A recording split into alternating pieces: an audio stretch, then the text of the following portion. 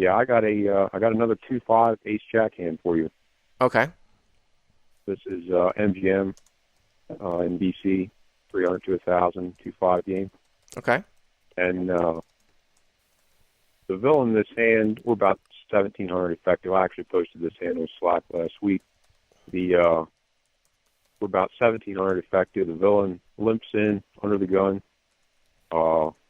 Middle position opens to 20. I call on the button with ace jack offsuit, and the big blind calls, and limper, the villain, calls as well.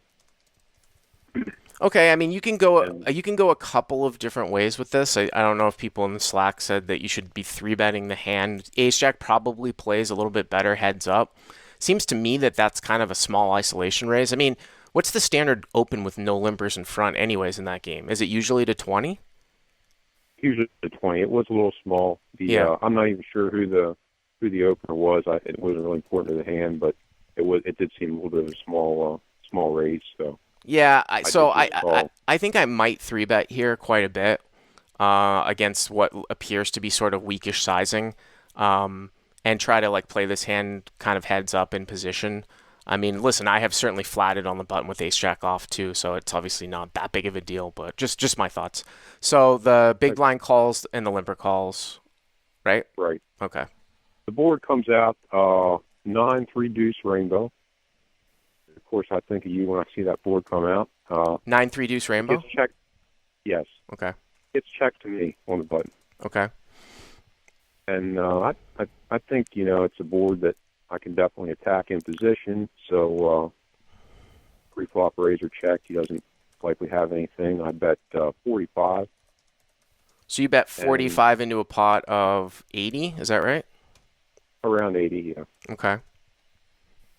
Big blind folds, limper calls, and the pre-flop razor folds as well. Okay. By the way, I do like your bet here, especially with the jack in your hand, with the backdoors. Obviously, when you said you think of me when you see this board, if anybody likes, thinks about crush side poker, looks at old stuff, I talk about, attacking limp pots, attacking field betters. Here we have a situation where it gets checked to us, but the pre-flop raiser has checked. Even at 2-5, most people aren't checking over pairs here. They're just going to bet. So if you bet, you've got a blind check from the big blind and the limper.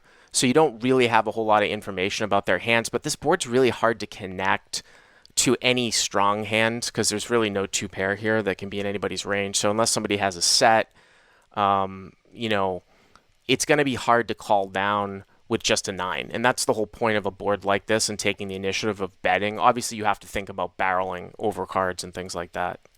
Right. So I And assume, that was basically my thought. I thought it was, I'll see what develops, and yeah, if somebody hits something, I'll be able to tell pretty quick. yeah. So the turn is a jack, and it puts out a flush draw. I think the jack and the 3 are both clubs. Okay. You don't have a club in your hand? I don't. I've read ace jack offsuit, Okay. and the under the gun checks, and I bet 85.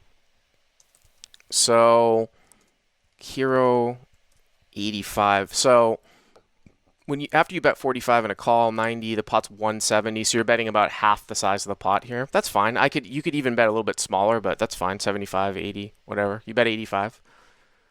I mean, if the turn would have been a card that didn't connect with me, I might have gone a little bigger just to get more folds. But now that I make top pair, I'm thinking, I don't know what his range necessarily is. The villain's You want to keep a 9 in. young You want to agent, keep a 9 in the hand now too, and pocket pairs from up front too. Remember, he limp called, so right, he could have 6s, 7s, 8s, and you don't want those hands to fold. So you can right, exploitively bet larger when bluffing and smaller when you hit, which sounds like what you were doing. right. So I bet 85, and he calls. All right, so limper And calls again. the river is another jack, Okay. and he leads out for 400. Wow. Okay. So, man, this smells like a full house. So That- 400 represents what, about a full pot size bet, or 400 into 450, something like that? Looking at the Oh, math. it's over a pot size bet. I think the pot is just over 170, 300, 330 maybe. Yeah. Something like that. I can't make a. I mean, so you're gonna get 2 to 1. Let's call it a pot size bet. Um, Obviously this looks very, very polarized to a full house. I don't know how often this guy would limp in with pocket nines or if that's common. You would think that most people raise pocket nines here. So, The for, villain's he's a young Asian kid with headphones on. mhm, He's been at the table for a few hours. I've never seen him. I haven't played with him before that session, but I haven't seen him get out of line. So, when he limps in under the gun, I think he's pretty pocket pair heavy with smaller pocket pairs. And just guessing, I would guess he's probably opening with nines, but I don't know for yeah. sure.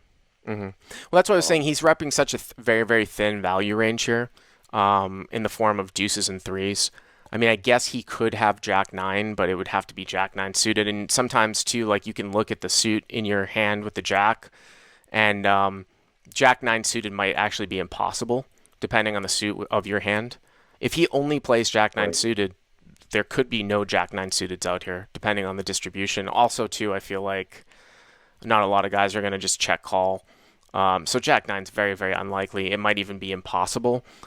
One of It the was other, impossible. I did look at that, and there yeah, was there no was no combos Jack with nine Jack suited. nine. Yeah, so one of the other things too, that, like I said, kind of in the new trend of poker is obviously calling with backdoors against relatively small sizing. I mean, you bet 45, you bet half the pot, but what I would say though is that you actually might be up against a jack here and win. And I'm looking at this and I'm thinking like if he has jack 10 or if he has queen jack, a lot of people don't think about that, right? Check calling the flop with two overs and backdoor straight draws against maybe a 40% pot size bet. Maybe he thought he was going to take it away later on, or he wanted to turn some equity. He could have had that type of hand with a backdoor flush draw in it, or something like that. So he could have a jack I, I here too. I thought about that, and it wouldn't have surprised me if he would have called with that hand. Yeah, I just wasn't sure if he's limping that under the gun. It just seemed, if he's playing Jack 10 or Queen Jack suited as a limp ball under the gun, I just didn't. right. He seemed Anyways, like a solid player. I just wasn't sure if he's sure, playing that. sure. But Anyways, it is certainly possible. I call the river. I mean, there's no way I'm not going to fold. River. You have to have some hands to call with here. And I mean, Right. having ace jack, you just call. I mean, if he's got a full house, he's got a full house. But we're not going to make a hero fold like this, Yeah. just to lose to pocket deuces and pocket threes. I assume that you did call. I didn't call. I thought about it for a while, and I finally folded. I thought, well, I actually thought if the river would have been something like a 7, I'd have been more likely to call it because it's less likely that he has a jack when another jack comes. But I probably should have called. But I did fold, and I'll never know. But when I got up at the end of the evening, I asked him what he had, and he remembered the hand immediately. He said he had pocket threes. So whether that's true or not, Well, I mean, never obviously know, but that's that's very consistent with his line. I just feel like if you're gonna fold ace jack here, you're just sort of folding out everything. Now while that being said though, that's a common thing that a lot of guys that aren't experienced with live players or live poker will just kind of say out loud and shoot out and be like, well, if you're folding this, you're folding everything, so you have to call. And a lot of times, the opponent just has the nuts all the time, and it doesn't matter. You still fold everything. But I would still call here because I think that there occasionally is a random spaz factor, and you also beat a jack too, and his value range is very, very narrow.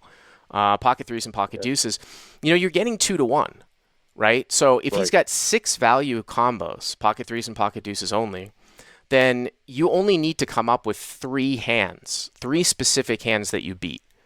Whether that is a combination of bluffs, some sort of spazzed out hand, or another jack, right? Like if he right. has one other jack in the form of jack 10 or queen jack one time, and a bluff one time. And the other thing too is that like with weighted combos, yeah, he's got 6 value combos, but we don't know if he always plays pocket threes, pocket deuces like this 100% of the time. So even if he were to play it, say 80% of the time, and we'll do dirty math, so he arrives on the river with pocket threes and pocket deuces 5 out of the 6 combos. Now you only need to find 2.5 combos that you beat. So if it's 1 jack and 1 bluff, or 1.5 jacks and 1.5 bluffs, you see what I'm saying? Even against a pot Right. size bet. So, okay? Yeah, that was probably a mistake on my part, but I just wanted to get your opinion. You got it, man. Thanks for the call.